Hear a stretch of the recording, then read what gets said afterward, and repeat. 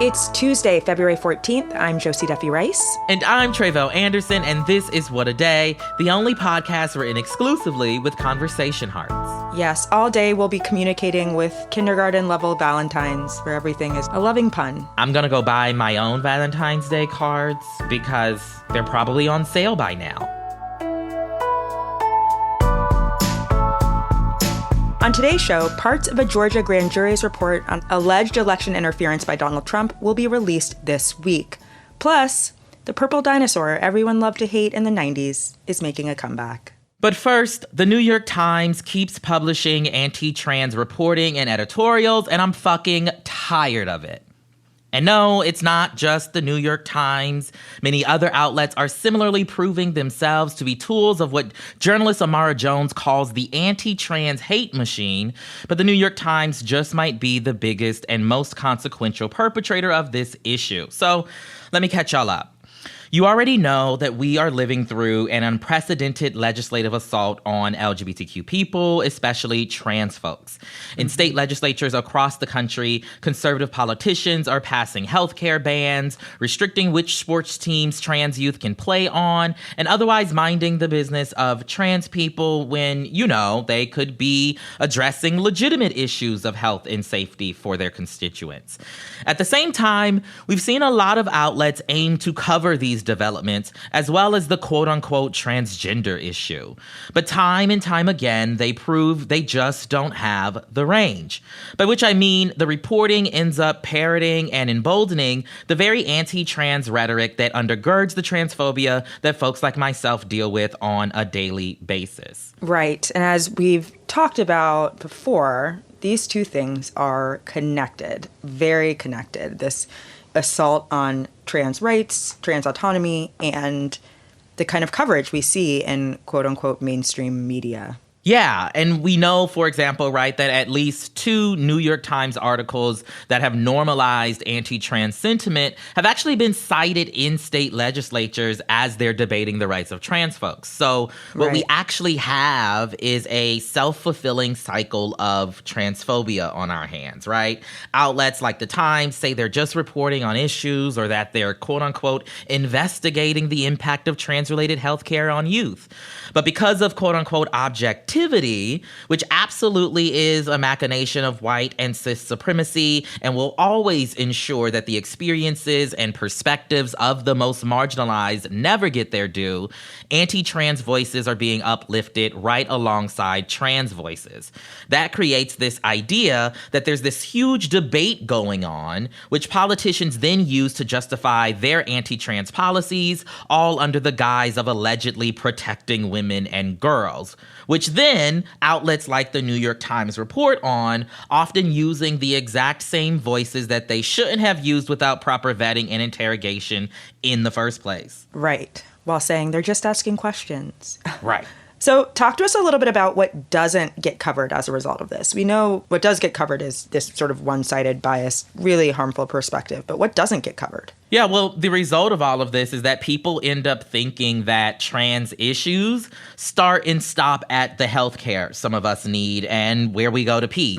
We never get to talk about how housing and homelessness is also a trans issue, just like unemployment. We never get to talk about the toll on our mental health that this moment is having on us and the lack of resources to support the community. But even beyond all the trauma and strife, we end up not hearing the stories of trans folks that are out here experiencing joy beyond and in spite of all the foolishness we have to deal with. You know, to kind of put it plainly, there is a concerted political strategy unfolding before our very eyes that's been dressed up as a social issue in order to exploit the fears and lack of knowledge of cis people, and that's cis folks across the political spectrum, which in turn has created a situation where we as trans people have to not only be wary of politicians who seek to do us harm, but also, quite frankly, many of you likely well-meaning liberals listening to this podcast right now.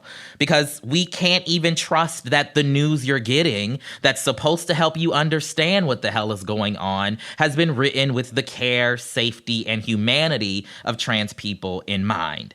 But don't just take my word for it. I recently spoke with journalist Katelyn Burns about this issue. She's a columnist with MSNBC and Extra Magazine and was the first openly trans Capitol Hill reporter. She's also a member of the Trans Journalists Association and co-host of the podcast Cancel Me Daddy.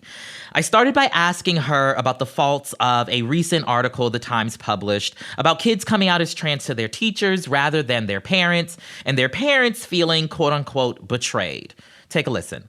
Well, I'm going to start with the fact that the story was written by a cisgender person, and it was written very much for a cisgender perspective, which isn't on its own, I think, problematic because obviously the vast majority of readers of the New York Times are going to be cis, so they're going to relate more heavily to a parent than a trans kid, but it didn't really bother interrogating the perspective of trans kids who might be in danger from being outed by parents. It didn't mention at all that 40% of all homeless youth are LGBT and that a large portion of those kids are trans, and it's because of parental rejection. We know that being outed to unaccepting parents is a safety risk, and the New York Times just didn't even grapple with that question at all. And what you had instead was this reporter who, and they make a big deal about it in the article itself, where they're like, we interviewed 50 people for this story. So we're good on it. But then you actually do research into who's quoted, and they're all members of this anti-trans parents group. And you get a little mention of it in the article where they're like, this parents group has been criticized for saying that all trans kids are mentally ill. But they make a mention of this and they're like, but do they have a point? And it's like, no, not really. No, I mean, right.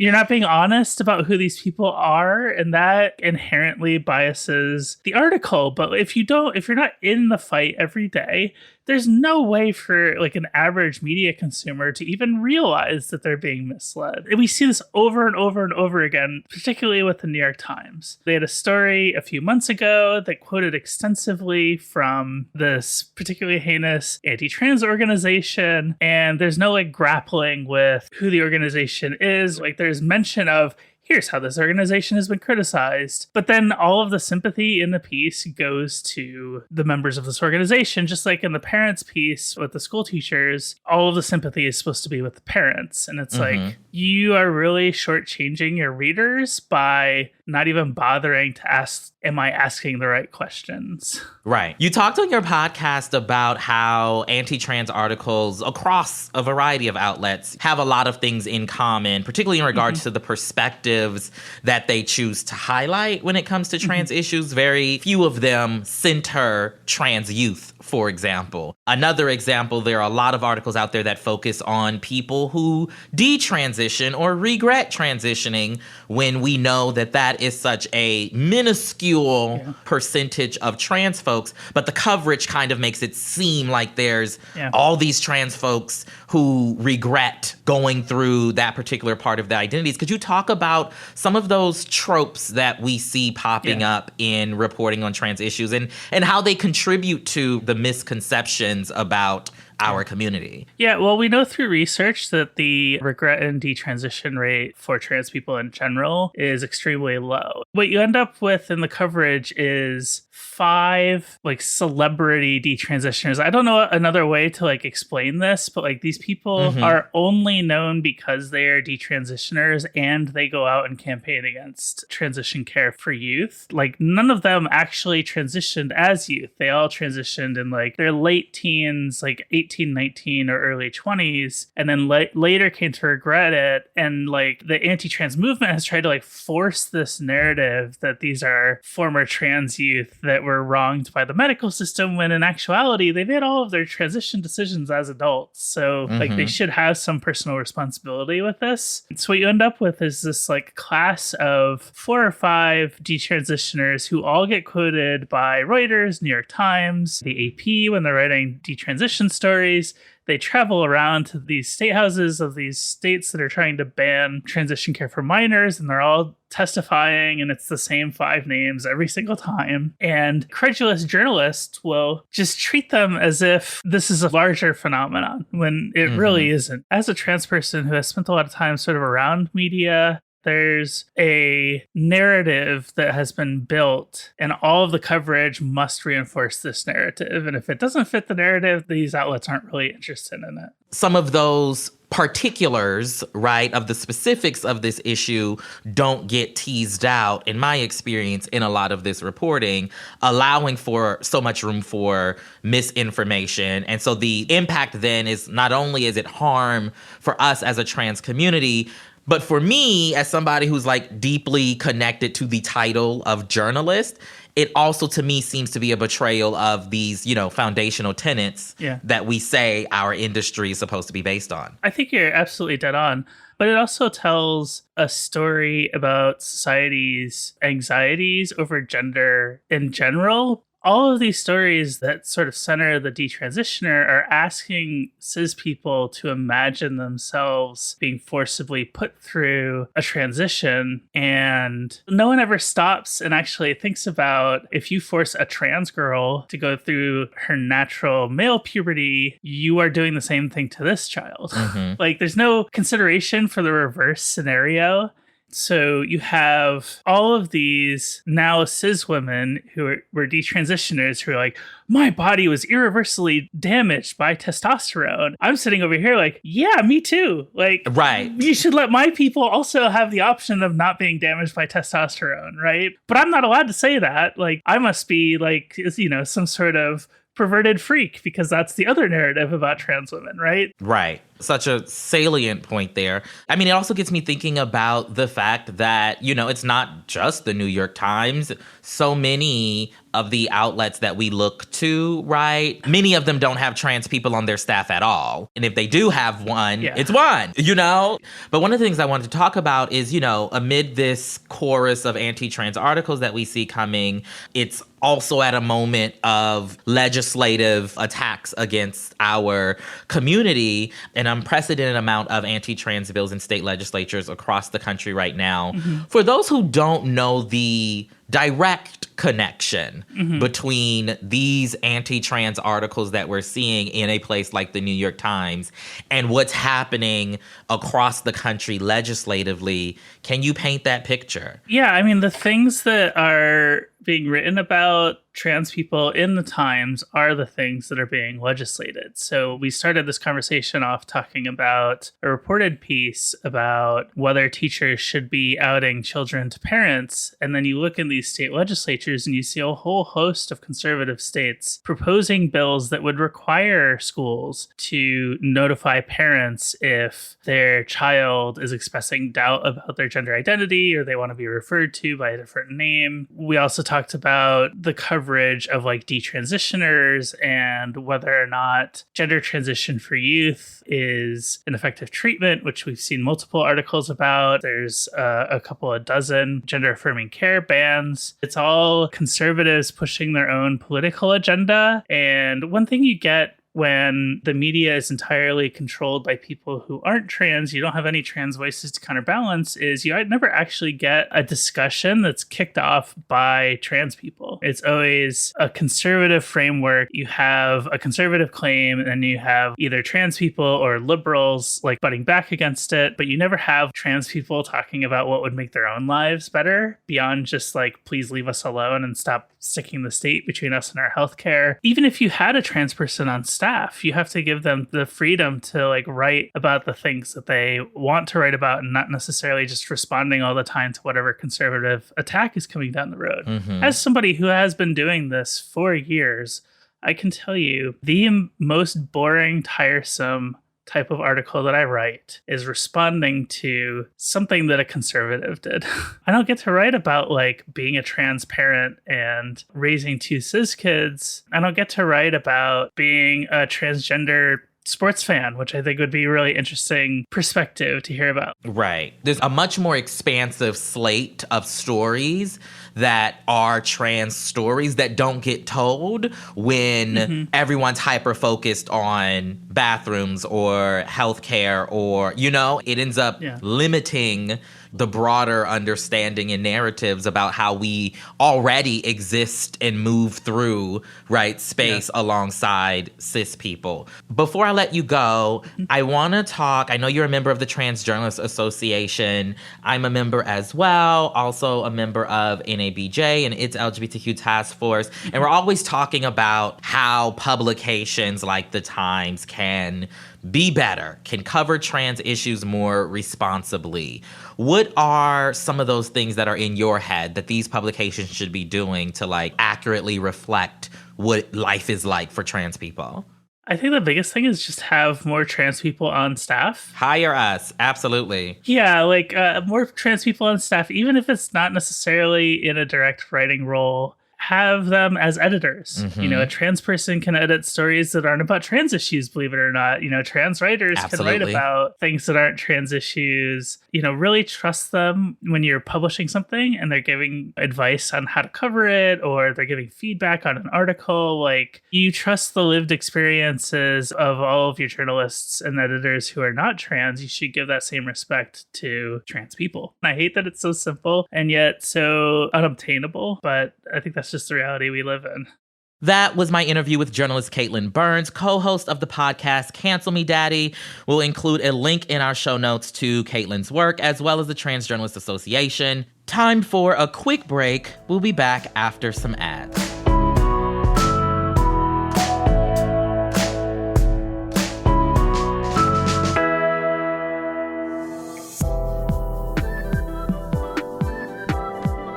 What a Day is brought to you by Bookshop.org.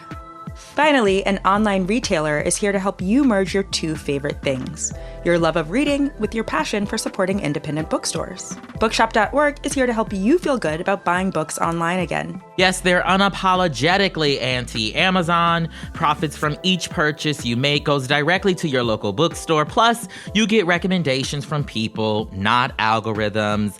I've used bookshop.org myself to support a Black queer-owned bookstore here in Inglewood called the Salt Eaters Bookstore. You all should check it out. Also, Bookshop is great if you're looking for a new book that is coming out by someone who hosts this podcast. I don't know who. It's called We See Each Other, A Black Trans Journey Through TV and Film, out May 9th. Go ahead and pre-order it. All right? You should pre-order it. And I want to say my sister also has an independent bookstore here in Atlanta called Four Keeps Books. Black bookstore. Period. You got to keep these independent bookstores alive, and this is one way to do it. Absolutely. So whether you're searching for the planner that will finally get your life in order, a buzzy new memoir, hint, hint, nudge, nudge, or a fantasy novel that sweeps you away, bookshop.org has just the book you're looking for. Use code WAD to get 10% off your next order at bookshop.org and start making a difference today. That's code WAD for 10% off at bookshop.org. What a Day is also brought to you by my other podcast project. It's called Unreformed, the story of the Alabama Industrial School for Negro Children. It's an 8-part investigative series about how a school, founded as a safe haven for Black kids, devolved into what survivors call a slave camp, and what happened in the 1960s when 5 girls ran away from the school, determined to tell someone what was happening to them. So Tre'vell, I've been working on this story for about a year and a half, longer than I've been on WAD, and I'm so excited it's out in the world. This week is a particularly exciting episode, so I really hope people tune in. You'll hear from people who survived the school, as well as people who witnessed what kids there went through, and you'll hear from people who have experience with the school more recently, since this institution is still open today. Listen to Unreformed on the iHeartRadio app, Apple Podcasts, or wherever you get your podcasts. Let's get to some headlines. Headlines.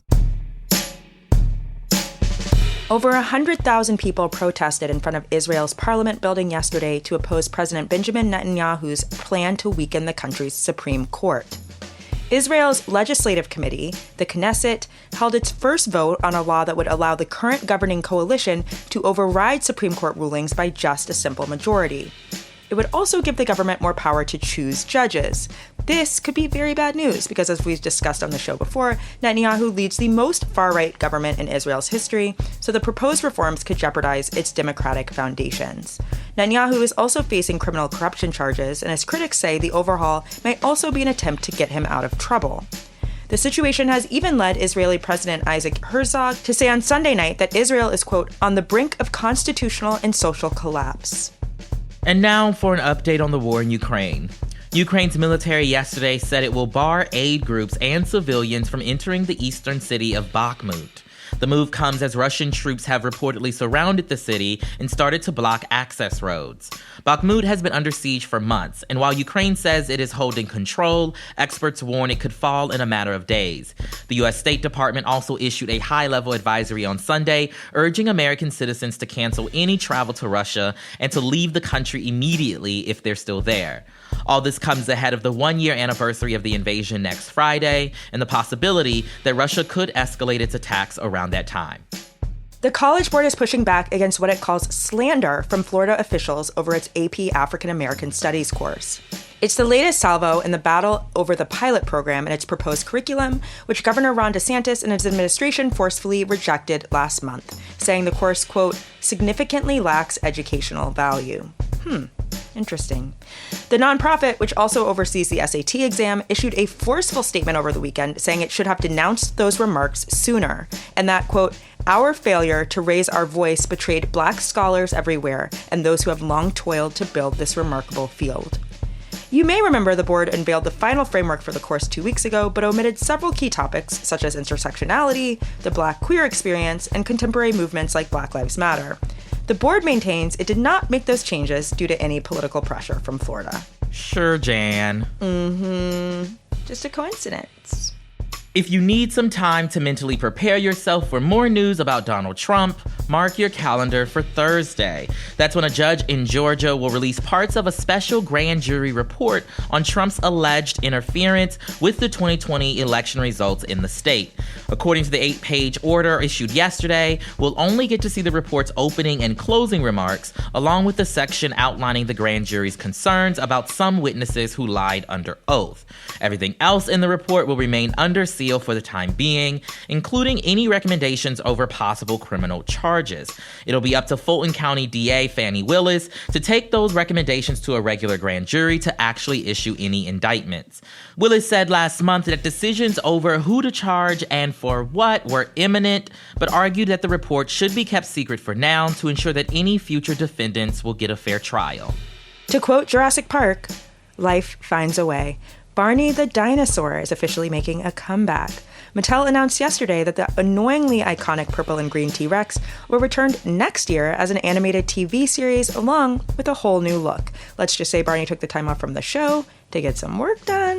The cheekbones are simply snatched. This is just the latest development in what we're calling the Barney Cinematic Universe, so help me God. It was announced in 2019 that Daniel Kaluuya was set to produce a live-action remake of Barney and Friends, and just last year, Peacock released a 2-part documentary series called I Love You, You Hate Me, chronicling the backlash from the original show, including testimonials from 2 actors who received death threats for donning the dinosaur costume. For any Barney haters out there, we'll just say, you and what asteroid? If you're looking for just the thing to get your malformed composer boyfriend who haunts the underground lake of the Opera House this Valentine's Day, look no further. For one night only, Airbnb is offering an overnight stay at Paris's historic Palais Garnier, the theater that inspired author Gaston Leroux to write his 1910 novel Phantom of the Opera. 2 lucky guests will stay overnight in the theater's box of honor, normally reserved at performances for visiting dignitaries. The experience also includes a private ballet lesson, an exclusive opera recital, dinner in the ornate dance rehearsal hall, and even a tour of the Palais's underground lake, the stomping grounds of the fictional Phantom. The price? A casual $40. In this economy? Booking opens on Airbnb's website March 1st at 9 a.m. Central Standard Time with only one reservation available. And you thought getting Beyonce tickets was hard. I hate this. As Black people, this is not what we do. Is all I'm going to say. I just think that this is not our style. I'm not going to tour an underground lake. Like, that's not. Yeah. This is what Ron DeSantis doesn't understand about us. This should be an AP African American Studies. And those are the headlines. That is all for today. If you like the show, make sure you subscribe, leave a review, invite your crush to your haunted basement lake, and tell your friends to listen. And if you're into reading and not just love letters from your many admirers like me, What a Day is also a nightly newsletter. Check it out and subscribe at crooked.com/subscribe. I'm Tre'vell Anderson. I'm Josie Duffy Rice. And won't you say you love me too? They don't make hits like this anymore. Yeah, they don't make bops like Baby Bop anymore either.